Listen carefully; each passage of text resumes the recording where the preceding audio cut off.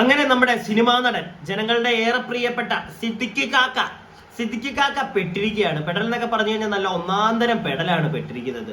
അറസ്റ്റുടൻ സിദ്ദിഖിനെ arrest ചെയ്യാൻ crime branch മേധാവി കൊച്ചി പോലീസിന് നിർദ്ദേശം നൽകി. അപ്പോ നമ്മുടെ ഹേമ കമ്മിറ്റി റിപ്പോർട്ട് വന്നതിന് ശേഷം പല നടന്മാർക്കെതിരെയും ഒന്ന് രണ്ട് ഡയറക്ടർമാർക്കെതിരെയൊക്കെ ഇവിടെ പീഡന പരാമർശനങ്ങൾ ഉയർന്നിട്ടുണ്ടായിരുന്നു. അപ്പൊ അതിനകത്ത് നമ്മുടെ സിദ്ദിഖ് കാക്കയ്ക്കെതിരെയും ഒരു ചേച്ചി വന്ന് ആ ചേച്ചിയെ 18 തികയുന്നതിന് മുമ്പ് തന്നെ ഈ നമ്മുടെ സിദ്ദിഖ് കാക്ക പീഡിപ്പിച്ചു എന്നൊക്കെ പറഞ്ഞ് പരാതി ഉണ്ടായിരുന്നു. അപ്പൊ എന്തായാലും ഇന്ന് കോടതിയിൽ നിന്ന് ഉത്തരവ് വന്നിരിക്കുകയാണ്. അതായത് പോലീസുകാരെ മാമന്മാരെ നിങ്ങൾ ഓടിച്ചെന്ന് സിദ്ദിഖ് കാക്കാനെ അറസ്റ്റ് ചെയ്യൂ, സിദ്ദിഖ് കാക്കയുടെ ജാമ്യം ഇവിടെ കോടതി അനുവദിക്കുന്നില്ല എന്നൊക്കെ പറഞ്ഞ് രാവിലെ നമ്മുടെ കോടതിയിൽ നിന്ന് ഉത്തരവ് വന്നിട്ടുണ്ടായിരുന്നു. പോലീസുകാർ അതൊക്കെ കേട്ടിട്ട് സിദ്ദിഖ് കാക്കാനെ തപ്പി ഇറങ്ങിയിട്ടുണ്ട്. പക്ഷെ ഇന്നലെ രാത്രി തന്നെ എനിക്ക് തോന്നുന്നു മുൻകൂട്ടി അണ്ണൻ അറിഞ്ഞു കാണും. ഇന്നലെ രാത്രി തന്നെ വീടും കുടിയൊക്കെ പൂട്ടി ഫോണും ഒക്കെ ഓഫ് ചെയ്ത് സിദ്ദിഖ് കാക്ക മുങ്ങിയിട്ടുണ്ട് എന്നാണ് അറിയാൻ സാധിച്ചത്. എന്തായാലും നമുക്ക് കുറച്ച് വാർത്തകൾ അതിനെപ്പറ്റി ഒന്ന് കേൾക്കാം. ഞാൻ ഇവിടെ സൈഡിൽ വെച്ച് തരുന്നില്ല, എന്റെ ഫോണിൽ ഇവിടെ പ്ലേ ചെയ്തു തരാം, നിങ്ങൾക്ക് നല്ല വ്യക്തമായിട്ട് കാണാൻ പറ്റും. ബലാത്സംഗ കേസിൽ നടൻ സിദ്ദിഖിന്റെ മുൻകൂർ ജാമ്യാപേക്ഷ ഹൈക്കോടതി തള്ളിയിരിക്കുന്നു. തിരുവനന്തപുരത്തെ ഹോട്ടലിൽ വെച്ച യുവനടിയെ പീഡിപ്പിച്ച കേസിലാണ് മുൻകൂർ ജാമ്യാപേക്ഷ തള്ളിയിരിക്കുന്നത്. വളരെ പ്രധാനപ്പെട്ട വിവരമാണ്. തിരുവനന്തപുരം മ്യൂസിയം പോലീസാണ് ഈ കേസ് രജിസ്റ്റർ ചെയ്തിരുന്നത്. തനിക്കെതിരെയുള്ള ആരോപണങ്ങൾ അടിസ്ഥാനരഹിതമാണെന്നും മുൻകൂർ ജാമ്യം അനുവദിക്കണമെന്നുമായിരുന്നു സിദ്ദിഖിന്റെ ആവശ്യം. ആ ആവശ്യം കോടതി നിരാകരിച്ചിരിക്കുന്നു. സിദ്ദിഖിന്റെ ജാമ്യാപേക്ഷ കോടതി തള്ളിയിരിക്കുകയാണ്. വർഷങ്ങൾക്ക് മുൻപ് യുവതി ഉന്നയിച്ച ആരോപണങ്ങളിൽ ബലാത്സംഗ പരാതി ഉണ്ടായിട്ടില്ലെന്നും സിദ്ദിഖ് ഹൈക്കോടതിയിൽ നിലപാട് സ്വീകരിച്ചിരുന്നു. അടിസ്ഥാനരഹിതമായ ആരോപണങ്ങളാണ് തനിക്കെതിരെ ഉള്ളത്, അപമാനിക്കുകയാണ് ലക്ഷ്യം, അതുമാത്രമാണ് പരാതിക്ക് പിന്നിലുള്ളത്, അന്വേഷണവുമായി സഹകരിക്കാം, ഇക്കാര്യങ്ങളൊക്കെ പറഞ്ഞിരുന്നു. പക്ഷെ ഇതെല്ലാം കോടതി തള്ളിയിരിക്കുകയാണ്. സിദ്ദിഖിനെതിരെ യുവനടി നൽകിയ പരാതിയിൽ ശക്തമായ തെളിവുകളും സാക്ഷിമൊഴികളും ലഭിച്ചെന്നാണ് അന്വേഷണ സംഘം വ്യക്തമാക്കിയിരുന്നത്. കോടതി ഇക്കാര്യങ്ങൾ നിരീക്ഷിച്ചുകൊണ്ടായിരിക്കണം ഈ ജാമ്യാപേക്ഷ തള്ളിയത്. അഹമ്മദ് മുജിതബ വിവരങ്ങൾ നൽകാൻ ചേരുകയാണ്. മുജിതബ, അറസ്റ്റുടൻ എത്രയും വേഗം അറസ്റ്റൊക്കെ വളരെ പെട്ടെന്ന് തന്നെ ഉണ്ടായിരിക്കും. ചേട്ടനെ കണ്ടു കിട്ടിയാൽ ചേട്ടൻ എന്തായാലും ഫോണും ഒക്കെ ഓഫ് ചെയ്തിട്ട് മുങ്ങി എന്നാണ് അറിയാൻ സാധിച്ചത്. ലുക്കൗട്ട് നോട്ടീസ് ഒക്കെ പുറത്ത് വന്നിട്ടുണ്ട്. ലുക്കൗട്ട് നോട്ടീസ് ഒക്കെ പുറത്ത് വിട്ടത് കൊണ്ട് തന്നെ ഫ്ലൈറ്റ് കയറി അണ്ണൻ എങ്ങോട്ടേക്കും മറ്റേ ദുബായിലേക്കൊന്നും അങ്ങോട്ട് പെട്ടെന്ന് ചാടി മറിഞ്ഞ് അങ്ങ് പോകാൻ പറ്റുമെന്ന് എനിക്ക് തോന്നുന്നില്ല. പക്ഷെ എന്തായാലും വീട്ടിൽ നിന്നൊക്കെ മാറി നിൽക്കുകയാണ്. എന്തിനാണ് സിദ്ദിഖ് താങ്കൾ ഇങ്ങനെ പേടിച്ച് നിൽക്കുന്നത്? അതാണ് എന്റെ ആദ്യത്തെ സംശയം. താങ്കൾ തന്നെ പറയുന്നുണ്ട് ആ സ്ത്രീ അന്ന് എന്താ പരാതി കൊടുത്തപ്പോഴത്തേക്ക് പീഡനമൊന്നും ഇല്ലായിരുന്നു, പിന്നെയാണ് പീഡനം വന്നത്. ഇതൊക്കെ സത്യമാണെങ്കിൽ സിദ്ദിഖ് തെറ്റൊന്നും ചെയ്തിട്ടില്ലെങ്കിൽ എന്തിനാണ് ഓടി മാറി നിൽക്കുന്നത്? സുപ്രീം കോർട്ടിലേക്ക് മറ്റേ ഹർജിക്ക് പോകാനോ? പൊക്കോ, പക്ഷെ മുമ്പിൽ വാ, ജനങ്ങളുടെ മുമ്പിൽ വാ. ഒരു മാധ്യമം ഒരു പ്രസ് മീറ്റ് വിളിക്കുക, നിവിൻ പോളിയൊക്കെ ചെയ്താണെങ്കിൽ, എന്നിട്ട് വന്നിരുന്ന് പറ ഞങ്ങളോടെല്ലാം, ഞാൻ തെറ്റൊന്നും ചെയ്തിട്ടില്ലേ, ആ പെൺകൊച്ചെന്നെ പെടുത്തിയതാണേ എന്ന്. എന്താ അണ്ണന് പറയാൻ പറ്റാത്തത്? അണ്ണ എന്തിനെങ്കിലും ഓടിക്കളിച്ച് കിടക്കുന്നത്? എന്താ ഓടിക്കളിച്ച് കിടക്കുന്നത്? അപ്പൊ നിങ്ങളുടെ കയ്യിൽ തെറ്റുണ്ടെന്നേ നമ്മളും വിശ്വസിക്കുള്ളൂ. ഒന്നാമത് തെളിവുകളൊക്കെ നിങ്ങൾക്കെതിരെ, സാഹചര്യ തെളിവുകളും അല്ലാതെ സാക്ഷിമൊഴികളും എല്ലാം നിങ്ങൾക്കെതിരെ. അപ്പൊ തന്നെ നിങ്ങൾ പെട്ടു. അല്ലെങ്കിൽ പിന്നെ എന്താണ് SIT ഒരു റിപ്പോർട്ട് സമർപ്പിക്കുകയും കോടതി ഒരിക്കൽ പോലും, എനിക്ക് തോന്നുന്നില്ല കോടതി ബാക്കി എല്ലാവരുടെയും കേസിൽ ജാമ്യം കൊടുത്തിട്ടുണ്ട്, മുകേഷിന്റെ ആണെങ്കിൽ പോലും. അതുപോലെ തന്നെ നിവിൻ പോളിക്കെതിരെയൊക്കെ വന്നത് ഫേക്ക് ആണെന്ന് നമുക്ക് മനസ്സിലായി കഴിഞ്ഞു. അവരൊക്കെ ഇങ്ങനത്തെ ഫേക്കും കൊണ്ട് ഇറങ്ങുന്നവരൊക്കെ പെടുവണ്ണ, മനസ്സിലായില്ലേ? കള്ളത്തരം പറഞ്ഞു വരുന്നവരെ എങ്ങനെയാണെങ്കിലും ഒരു ദിവസം പെടും.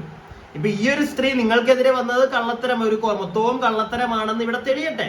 പക്ഷെ അങ്ങനെ അല്ല തെളിഞ്ഞത്. സാക്ഷിമൊഴികൾ, തെളിവുകൾ എല്ലാം നിങ്ങൾക്കെതിരെ. എന്നിട്ടും നിങ്ങൾ മറ്റേ ഓടിമാഞ്ഞ് നടക്കുന്നത് സത്യം പറഞ്ഞു കഴിഞ്ഞാൽ നാളെ ഒരു കാലത്ത് ഇപ്പൊ ജയിലിൽ എന്തായാലും പോയി ഇറങ്ങി കഴിഞ്ഞാലുണ്ടെങ്കിൽ ജീവിക്കാനുള്ളതൊക്കെ പണ്ടേ ഉണ്ടാക്കിയിട്ടുണ്ടായിരിക്കുമല്ലോ. എങ്കിലും സിനിമ ചെയ്യണമെന്നൊരു ആഗ്രഹം നിങ്ങളുടെ ഉള്ളിലുണ്ടെങ്കിൽ ഇനിയും നിങ്ങൾ ജയിലിൽ നിന്നൊക്കെ ഇറങ്ങി നമ്മുടെ ദിലീപേട്ടറൊക്കെ ചെയ്യുന്നതാണെങ്കിൽ സിനിമ ചെയ്യാൻ വരുമ്പോഴത്തേക്ക് ജനങ്ങൾ പോയി കാണണമെങ്കിൽ നിങ്ങൾ ഇത്തിരിയെങ്കിലും സത്യസന്ധത ഉള്ളവരാണെന്ന് നമുക്ക് തോന്നണം.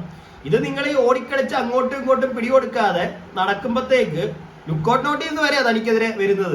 എന്നിട്ടും താൻ പിടികൊടുക്കത്തില്ല, താൻ സെറ്റപ്പ്. ആ ഒരു മൂഡിൽ ഇരുന്ന് കഴിഞ്ഞാൽ അണ്ണാ നാളെ കല്ലെറിയും നാട്ടുകാര്. അതുകൊണ്ട് തന്നെ വന്ന് പറ, തെറ്റ് പറ്റിയെന്ന് പറ. കൂടുതലൊന്നുമില്ല, എന്നിട്ട് കുറച്ചുകൾ അകത്ത് പോയി കിടക്ക്. അല്ലാതെ ഈ ഓടി നടക്കുന്നത് അണ്ണന് തന്നെ തിരിച്ചടി കിട്ടാനുള്ള ഒരു കാര്യമായിട്ടാണ് എനിക്ക് തോന്നുന്നത്. ഓക്കെ, ജനങ്ങൾ പോലും നാളെ നിങ്ങളുടെ കൂടെ നിൽക്കത്തില്ല, ആ ഒരു അവസ്ഥ വരും. അല്ലെങ്കിൽ നിൽക്കത്തില്ല. സിനിമയിൽ നിങ്ങൾക്ക് അഭിനയിക്കണ്ടേ? ജനങ്ങൾ അപ്പം നിങ്ങളെ സ്ക്രീനിൽ കാണുമ്പോൾ നിങ്ങളുള്ള ഒരു പടം വരുമ്പോഴത്തേക്ക് പോയി കാണാൻ തോന്നണമെങ്കിൽ വന്ന് പിടി കൊടുക്ക്. കയ്യിൽ നിന്ന് പോയി എല്ലാം നിങ്ങൾക്കെതിരെ. പിന്നെ എന്തിനാ ഓടി നടക്കുന്നത്? ബാക്കി അന്വേഷണ സംഘം എത്തിയിരിക്കുകയാണ്. സിദ്ദിഖ് എവിടെയുണ്ട് എന്ന് സ്ഥിരീകരിക്കാൻ ഈ നിമിഷത്തിൽ കഴിയുന്നുണ്ടോ?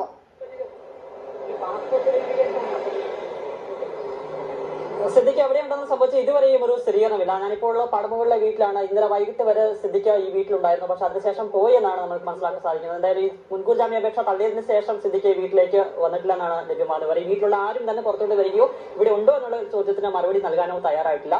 ഇവിടെ മാത്രമല്ല 6 പേര് അദ്ദേഹത്തിന്റെ കുടുംബ വീടുണ്ട്. ആ കുടുംബ വീട്ടിലും അദ്ദേഹം ഇല്ല. അവിടെ ഗേറ്റ് കൂട്ടിയിരിക്കുകയാണെന്നാണ് മനസ്സിലാക്കാൻ സാധിക്കുന്നത്. എന്തായാലും ഇതിന്റെ തുടർ നീക്കങ്ങളിലേക്ക് സിദ്ദിഖ് കടന്നിരിക്കുന്നു എന്ന് മനസ്സിലാക്കേണ്ടിയിരിക്കുന്നുണ്ട്. എന്തായാലും ഇതിന്റെ മുൻകൂർ ജാമ്യാപേക്ഷയിൽ വിധി വന്നിരിക്കുന്നു. വിധിയുടെ പകർപ്പ് അല്പസമയത്തിന് തന്നെ സിദ്ദിഖിന് ലഭിക്കും. അതിനുശേഷമാണ് ഇതിനുമായി മുൻകൂർ ജാമ്യാപേക്ഷമായി സുപ്രീം കോടതിയിലേക്ക് പോയാൽ അതിന്റെ ഒരു സാധ്യത, അത്തരം കാര്യങ്ങൾ പരിശോധിക്കുന്നത്. അതിനുള്ള ചില നീക്കങ്ങൾ അദ്ദേഹം നടത്തുന്നു എന്നുള്ളതാണ് മനസ്സിലാക്കാൻ സാധിക്കുന്നത്.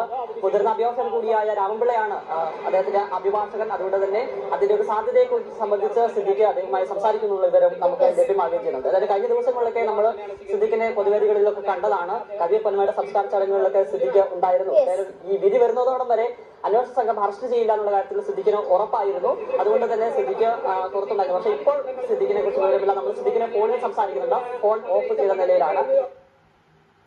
അപ്പൊ അത്രേ ഉള്ളൂ.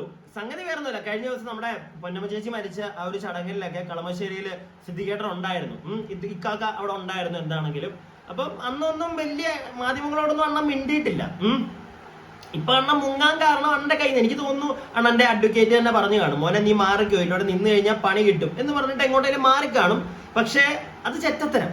അങ്ങനെ മാറണം, ഫേസ് ചെയ്യണമായിരുന്നു. ഇതിപ്പം കൂടുതൽ നിങ്ങൾ കള്ളനാന്നേ നമ്മൾ പറയത്തുള്ളൂ. ഓക്കെ, എല്ലാവരും ജനങ്ങൾ എല്ലാവരും അങ്ങനെ പറയുള്ളൂ. ഇല്ലെങ്കിൽ നിങ്ങൾ ഇങ്ങനെ പേടിച്ചോടി മാറി നിൽക്കേണ്ട കാര്യമില്ല. ഫേസ് ചെയ്യുക, അകത്ത് പോവുക, എന്നിട്ട് ഫൈറ്റ് ചെയ്യും, സുപ്രീം കോടതി പോവും.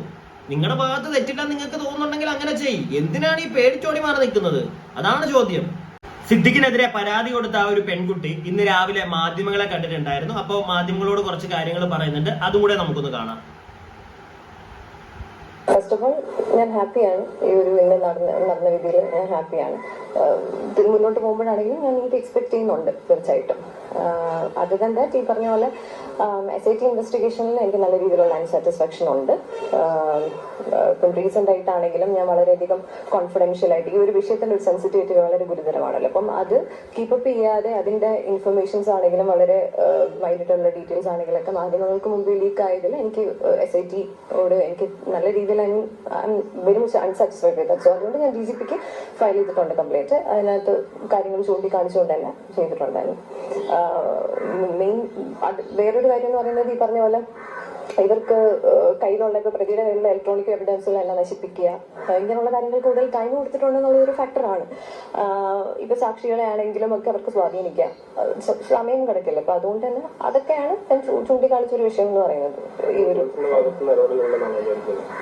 അല്ല, ഞാൻ അതിലേക്ക് ആ വിഷയത്തിനെ സീരിയസ് ആയിട്ട് മുന്നോട്ട് സ്റ്റെപ്പ് എടുക്കാൻ വേണ്ടിയാണ് ഞാൻ DGPക്ക് കംപ്ലൈന്റ് ഫയൽ ചെയ്തിട്ടുള്ളത്. സോ എനിക്ക് SIT-യുടെ ആ ഒരു ഇതിനോട് എനിക്കത് നല്ല രീതിയിൽ അൺസാറ്റിസ്ഫാക്ഷൻ ഉണ്ട് എന്നുള്ളത് പറയണം. അത് തന്നെ ഞാൻ ഹാപ്പിയാണ്. ഇനി മുന്നോട്ട് ഇതിന്റെ പ്രോസസ്സും കാര്യങ്ങളൊക്കെ എന്താണെന്നുള്ളത് ഓക്കെ. അപ്പോ ആ പെൺകുട്ടി പറഞ്ഞു വരുന്നത്, ഇപ്പോ സിദ്ദിഖിനെതിരെ എന്തായാലും സിദ്ദിഖ് കൊടുത്ത ആ ഒരു ജാമ്യാപേക്ഷ കോടതി തള്ളി. SIT റിപ്പോർട്ട് കൊടുത്തിട്ടുണ്ടായിരുന്നു.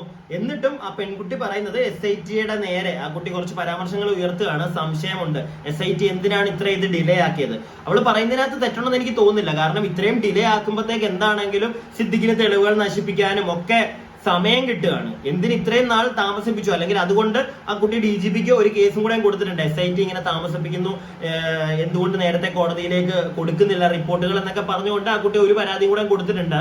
എന്താണെങ്കിലും എനിക്കും പറയാനുള്ളത്, ഇനിയും എത്രയും പെട്ടെന്ന് സിദ്ദിഖിനെ അറസ്റ്റ് ചെയ്യുക. സിദ്ദിഖിനെ ഇനിയും പുറത്ത് കറങ്ങാൻ സമ്മതിക്കാതിരിക്കുക.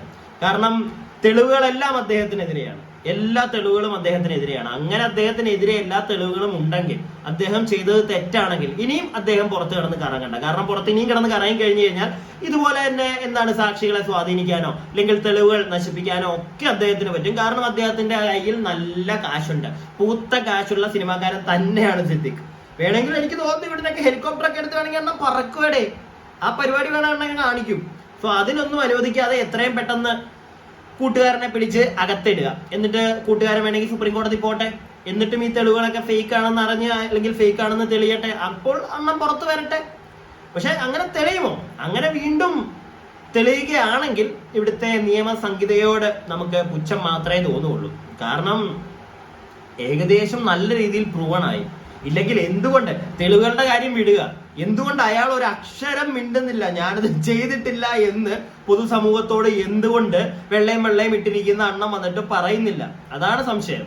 അതൊക്കെ സംശയം ഉയർത്തുക തന്നെ ചെയ്യും ജനങ്ങളുടെ. ഓക്കെ, അപ്പോൾ എൻ്റെ ഒരു അഭിപ്രായം ഈ ഒരു വിഷയത്തിൽ ഇതാണ്. നിങ്ങളുടെ അഭിപ്രായങ്ങൾ എന്താണെങ്കിലും കമന്റ് ബോക്സിൽ പറയുക. വീഡിയോ ഇഷ്ടപ്പെട്ടെങ്കിൽ ലൈക്ക് ചെയ്യുക. സബ്സ്ക്രൈബ് ചെയ്യാതെ വീഡിയോ കാണുന്നവർ സബ്സ്ക്രൈബ് ഒക്കെ ഒന്ന് ചെയ്യുക.